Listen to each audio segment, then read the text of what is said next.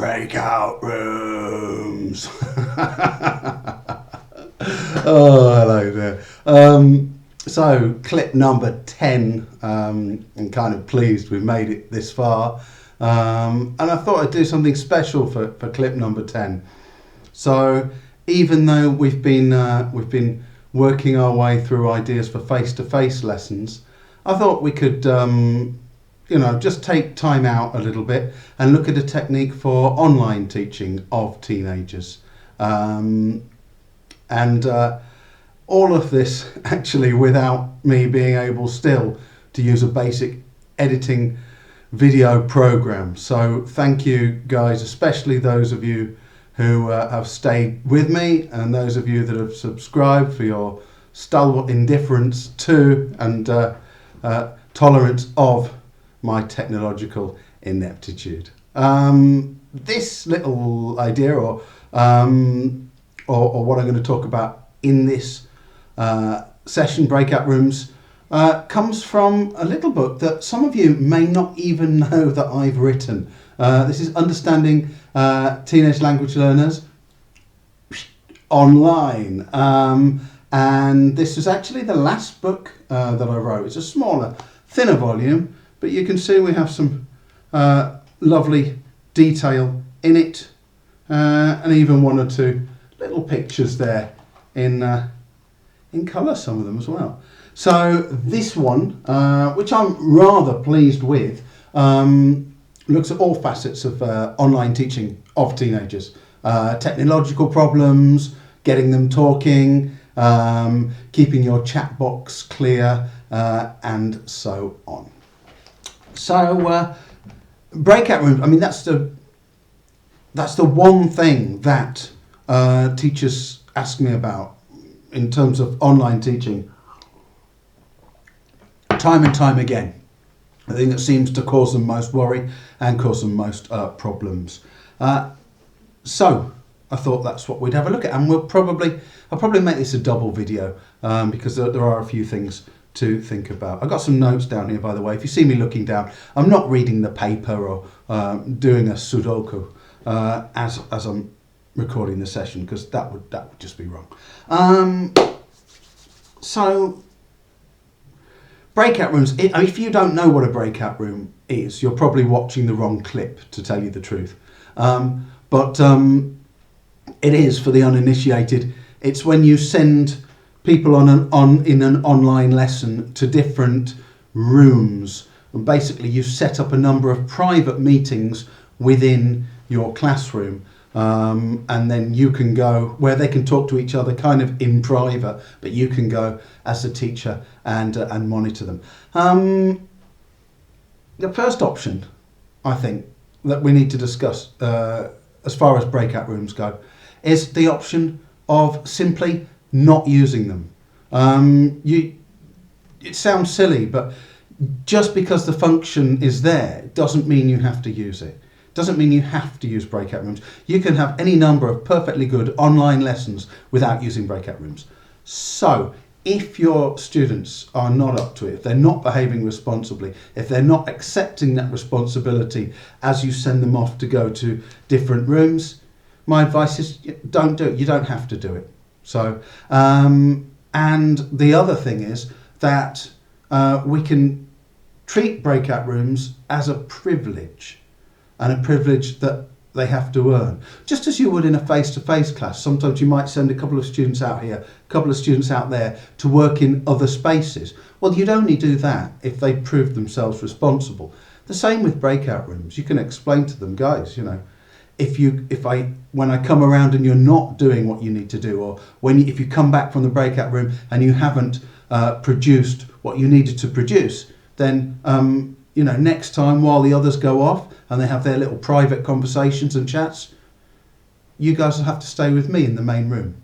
So this way, some of them will be going off to a breakout room, some of them won't be, but they see that it's a thing that they have to earn. So that's the second option, I think, and strategy. And the most important, the one I want to really cover today,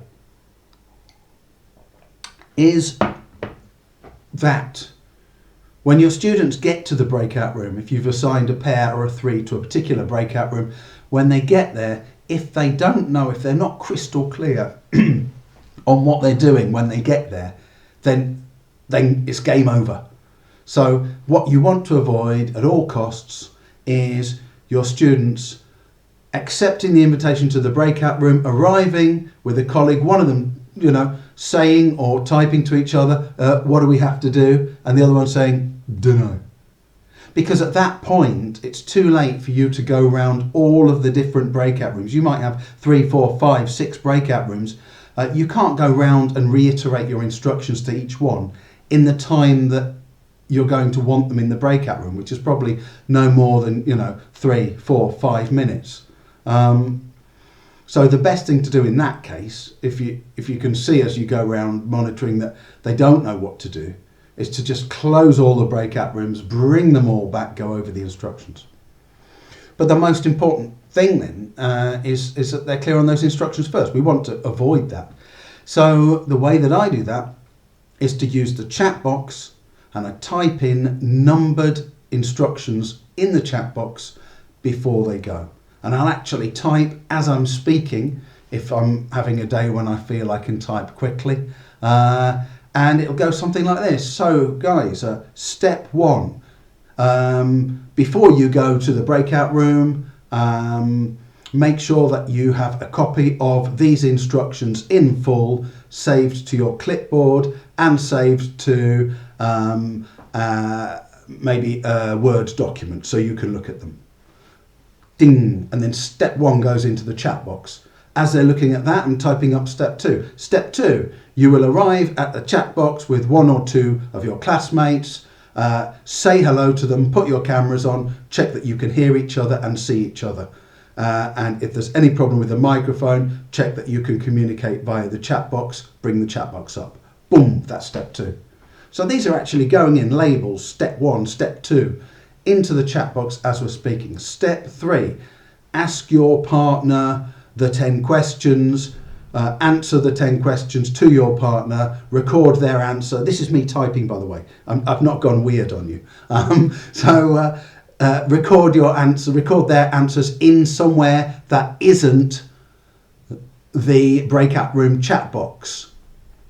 Enter. So they see that come up in the chat box. So they're getting this list of instructions. They're hearing me say it and they're seeing it. If you're not so quick at typing and speaking, then you can prepare your instructions beforehand and then just copy and paste them, boom, into the chat box, so that you have them. That actually might save you some stress, because we know that the chat box, the breakout chat box room disappears. So if they record whatever they've written down in there, then it'll disappear when they come back to the main room. They've got an excuse, teacher, the chat box disappeared. So we have to make them realise that we know that that's not an excuse.